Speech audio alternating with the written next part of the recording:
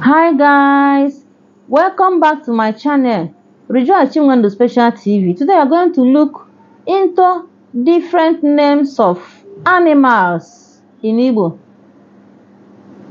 Anyị ga-eneba anya n'aha ụmụ anụmanụ ihe a na-akpọ ha n'Igbo.